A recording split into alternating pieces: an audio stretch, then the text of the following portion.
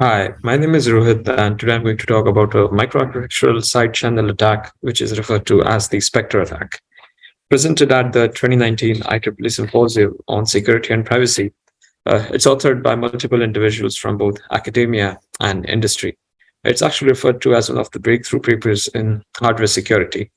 So, discussing about physical side channel attacks. So the paper states that physical side channel attacks can be done by exploiting software or exploiting hardware. So if we look at software, then we have attacks like buffer overflows or double free errors. And pertaining to hardware, we have attacks like cache timing attacks and the attacks which basically involve training the branch prediction table or which exploit the branch prediction history or the branch target buffer of the target system.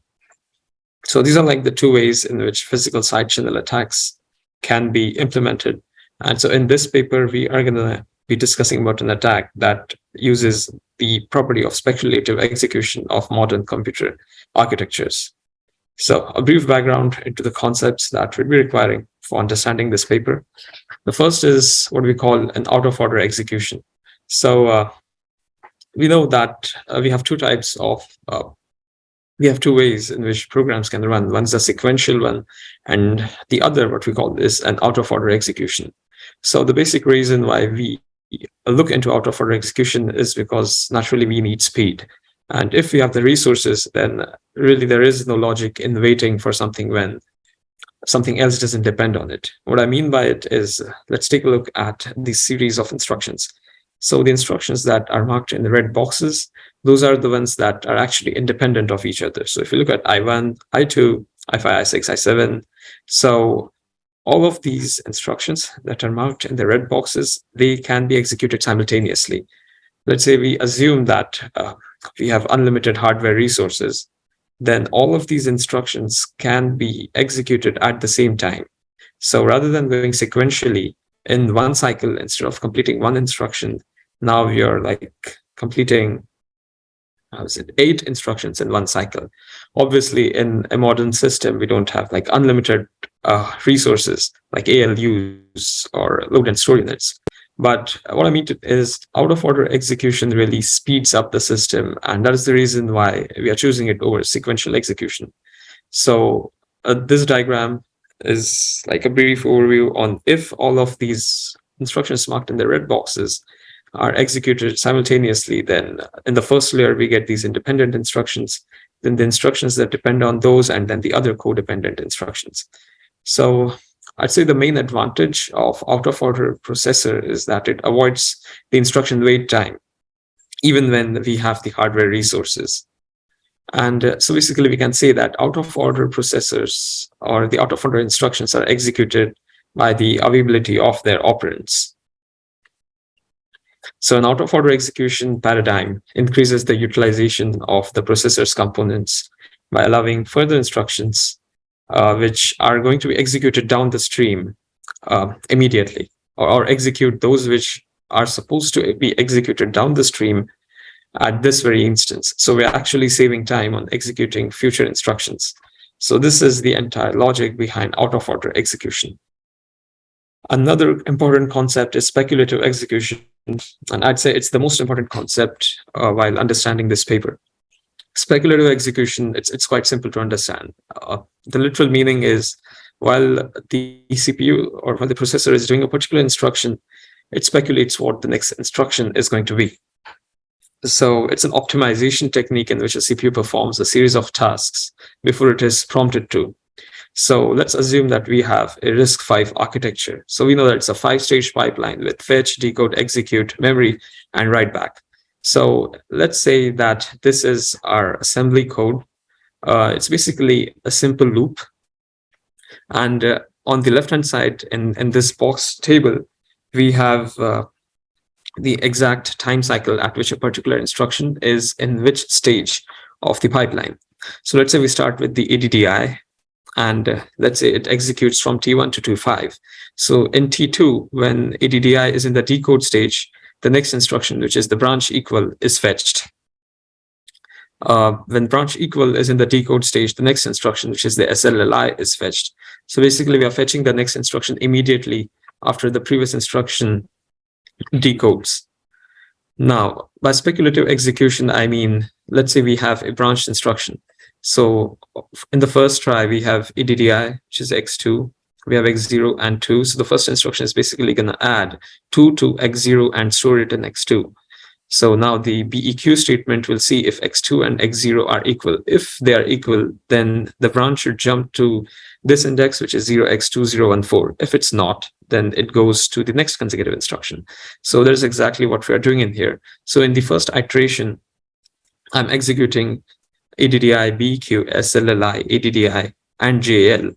And JL is a simple jump instruction which just says that jump back to this position, which is 2004 branch equals.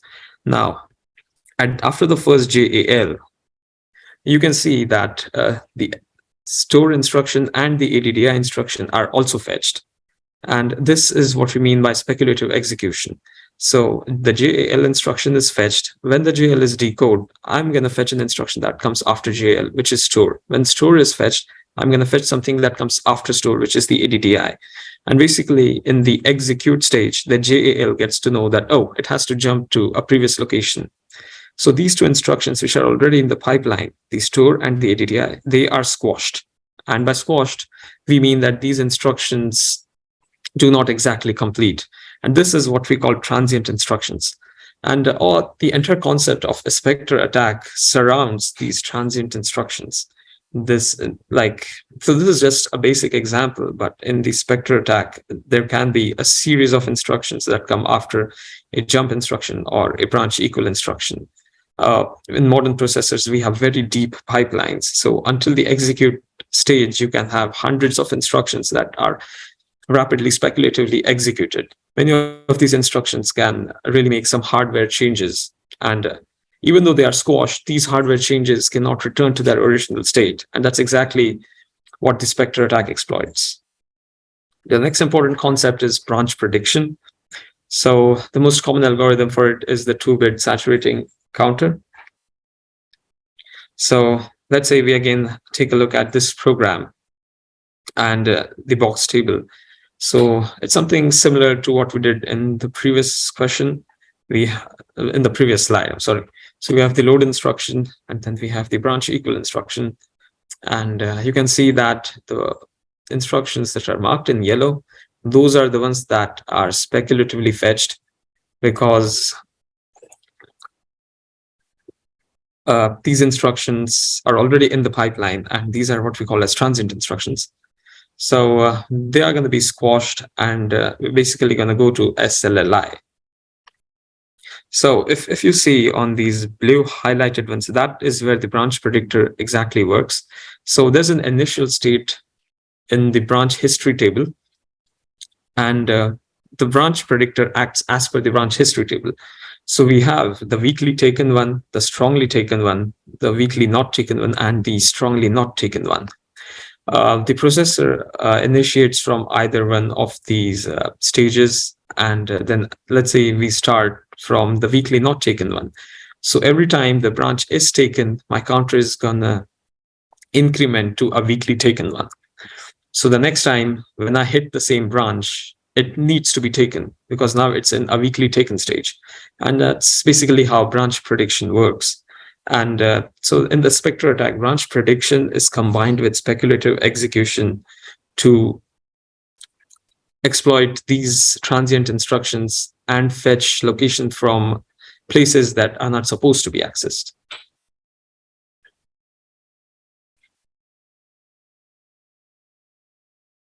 Like, in this case, I think we're assuming that it's a weakly not taken one. So initially it's not taken. So it takes, it's initially it's weakly not taken. So when we hit the BEQ, all of the transient instructions are squashed. The next time the processor realizes that it took an incorrect branch, so it reverts back to its, how can I say, a checkpoint, and it starts execution from SLLI. So SLLI executes, ADDI executes, JAL executes. Now JAL just tells you to go back to 2004 memory location. And this time, my branch was on weakly not taken, but it was taken. So now it increments to the weakly taken stage. So this time, if you see at the cursor, we are not going to fetch any transient instructions, because this time it correctly speculates that the branch is going to be true. So this is basically training the branch predictor to understand that, yes, the branch is going to be true. And that's exactly what the Spectre attack exploits. So speculative execution and branch prediction, quite some important terms when it comes to explaining the Spectre attack. The next is memory hierarchy, quite easy to understand. So the cache is divided into fixed size chunks, which are typically we call cache lines. So we have registers, caches, main memories, flash disks. So our area of interest surrounds caches and main memory. So we have the L1 cache, we have the L2 cache, and then we have the last level cache, which is common to all the cores. So by microarchitectural side channel, even a cache can serve as a microarchitectural side channel to leak data. And in Spectre attack, I mean, in one of the variants of Spectre attack, we store data in the cache and then retrieve it in another function. So we are using cache as a medium for accessing data and then storing data, which was not supposed to be accessed in the first place. And then side channels are like hardware components, not exactly caches. They can be caches, they can be timers, they can be registers, they can be anything to which data can be stored and later accessed. So these are hardware side channels. So in this paper, we use the flush plus reload technique and its variant, the evict plus reload technique, for leaking sensitive information. Another important aspect is return-oriented programming. This comes into picture for the second variant of the Spectre attack.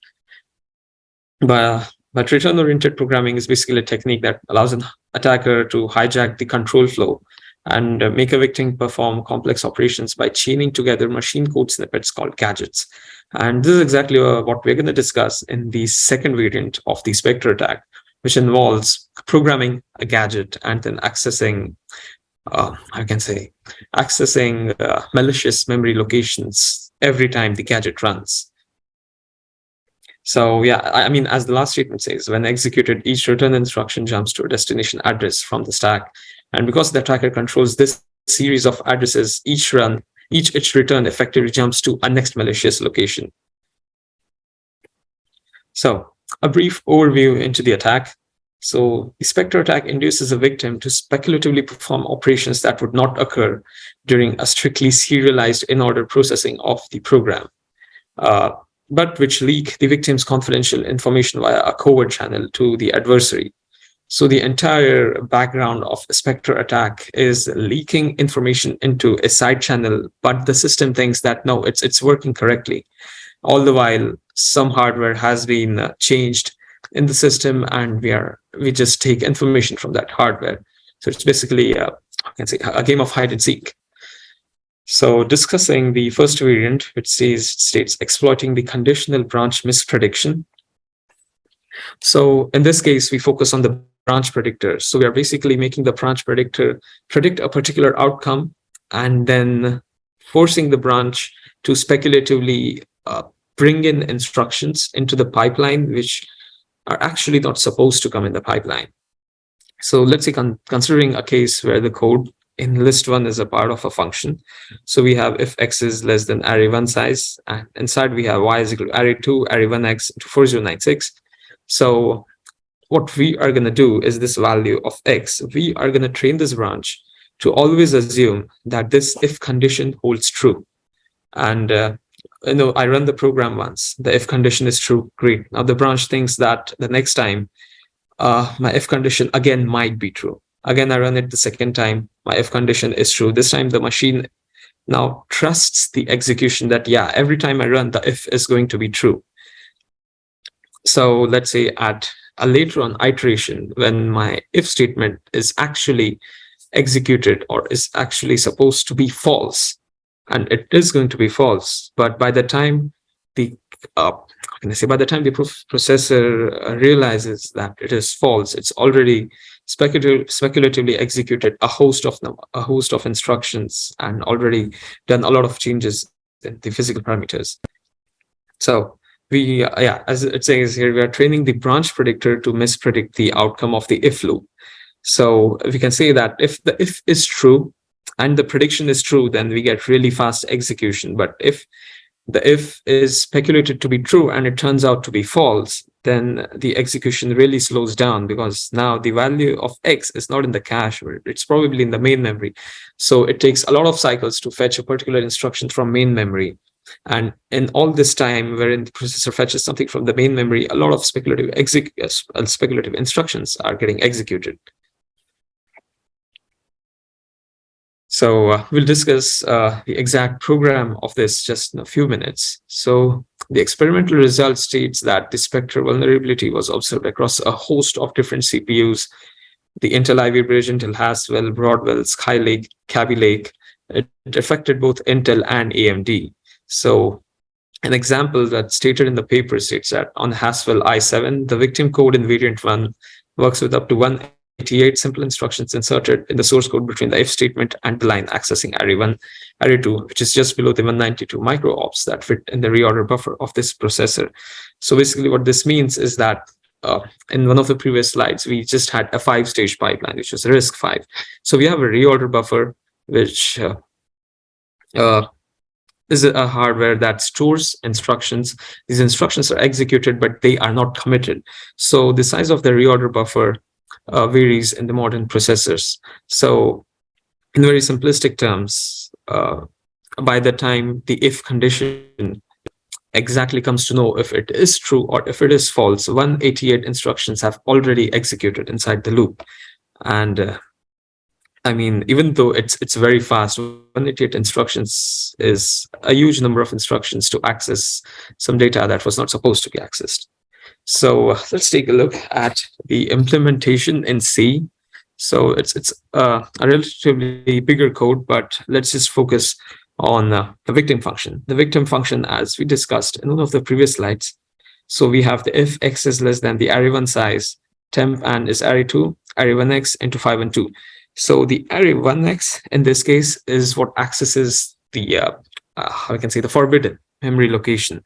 It transfers the data into array2, and later on we retrieve this data from array2 using the CLFlush instruction, as you can see in this case. The second variant of the Spectre attack discusses about poisoning indirect branches.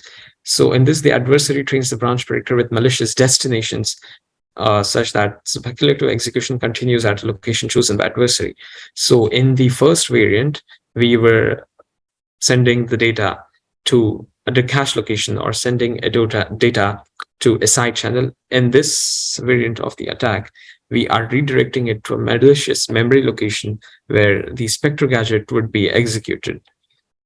So in short, we just jump from one malicious address to another. So what I mean by that is, let's say I jump to my first Spectre gadget. At the end of the Spectre gadget, the how can I say, the code will again redirect it to another memory location that is another malicious memory location. So it's basically a chain of malicious code that runs.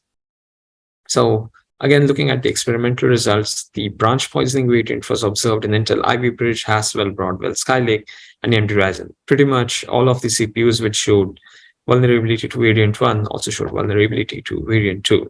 An example being the Haswell processor, wherein the victim process executed 2.7 million iterations per second, and the attack successfully poisoned the final jump 99% of the time. A similar statistic for the Intel Kaby Lake. Now, going to a simple proof of concept. So the speculative execution of this gadget with attacker control EBX and EDI allows an adversary to read the memories, the victim's memory. So it's basically, as I reiterated before, it's a Spectre gadget that executes as a result of a memory location which the branch predictor was trained to go to. This executes the code in the Spectre gadget, and this Spectre gadget redirects it again to a different malicious memory location. So it's basically a chain of malicious memory locations wherein a chain of gadgets are performed. So the attacker can then leak memory by choosing the values for EBX and EDI. So there are other variations of this as well. The first being evict plus time, wherein if we have the just a second. So wherein we have the evict plus time attack, which works by measuring the timing of operations that depends on the state of the cache. So let's say in this case, suppose the register R1 contains a secret value. And if the speculatively executed memory read of array R1 is a cache hit, then nothing will go on the memory bus and the read from R2 will initiate quickly. So basically it says that if R1 is in the cache, then it's going to be executed pretty quickly. And then the next instruction R2 is going to be executed. But if the R1 is not in the cache, then that means that we need to take it from the main memory into the cache, and this requires a longer amount of time. And this results in a different timing for the victim thread. In addition, we have another component, which is the instruction timing one. A similar logic to the evict plus time, but in this case, let's say the first instruction, that is multiply R1, R2, takes a much longer time. So in this case, the next instruction, multiply R3, R4, would either be an out of order execution or the misprediction would be recognized. So in this case, the timing of the first instruction affects the flow of the second instruction. And the last variant, that is the contention on register file, it's something similar to the above two. I mean, if the condition on R1 in the second if is true, then an extra speculative checkpoint will be created. Then if condition on R1 is false. So basically it's a nested if, and so every time I execute any branch statement, the system saves a checkpoint to which the system reverts back if it's a mispredict. In this case, it just creates multiple checkpoints because we have nested if loops. So these multiple checkpoints sort of reduces the speed of the program. So we have a range of different mitigation options that have been discussed in this paper. But quite honestly, none of the mitigation options provide, a sure shot solution to the Spectre attack. So the first being preventing speculative execution. So this again brings us to the question that do we choose the speed of the system or the safety of the system? So do we just shut down speculative execution because it's vulnerable to Spectre attacks, or we just continue with speculative execution and see at other mitigation options? So, preventing speculative execution, even though seems like a direct and effective countermeasure, but it would cause significant degradation in the performance of the processor. The next being preventing access to secret data. So there's although current processors do not appear to have methods that allow software to disable speculative execution, such models could be added in future processors. But as I said, one such measure used by the Google Chrome web browser is to execute each website in a separate process. Now, this can provide you protection against the second variant of the attack, but its efficiency or its mitigation limit against the first variant is still not quite discussed. Then we have preventing data from entering covert channels. Future processors could potentially track whether the data was fetched as a result of a speculative operation or not, and this can, prevent the data from being used in subsequent operations.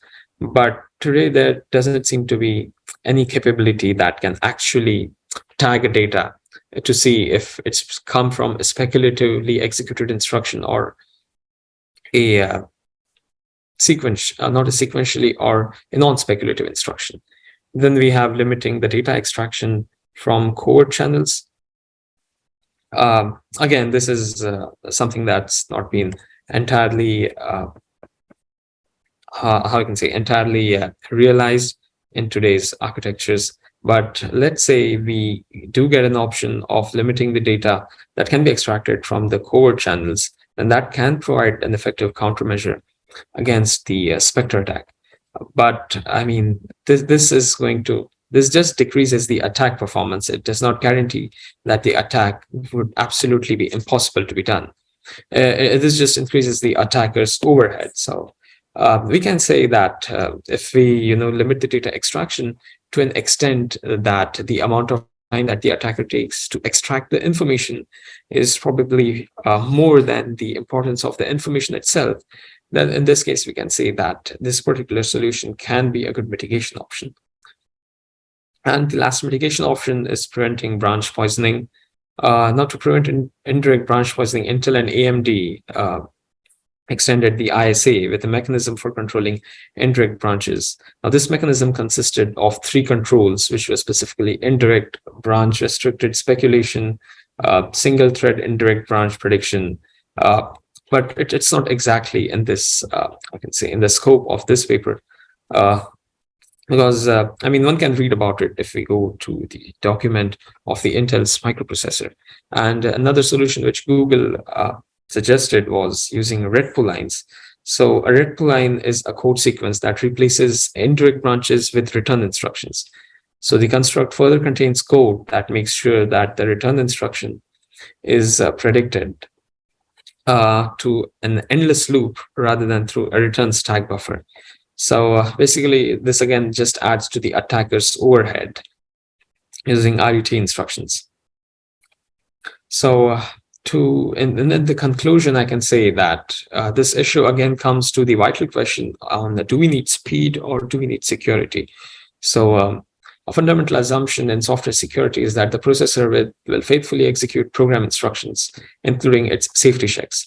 But Spectre is, I mean, it's a vulnerability which actually uses one of the most important property of the processor, which is speculative execution. And so there's not much that can be done other than, just reducing speculative execution or just going away from speculative execution. But then again, we have a big trade-off between security and performance. So the vulnerabilities in this paper arise from a long-standing focus in the technology industry on maximizing performance. But again, we ask the question, at what cost? So this is all that I had to discuss about the Spectre attack. It's quite an interesting attack, and you can definitely check the paper out. It's available on Google and it's free. So it's a 13-page paper with code that's given in the last few pages. Having done computer architecture in the previous semester, for me, it was relatively easy to understand this paper. But yeah, I mean, in this presentation, I've given a thorough background. So I think you should try to check this paper once. So thank you. That would be all that I had to discuss on Spectre attacks.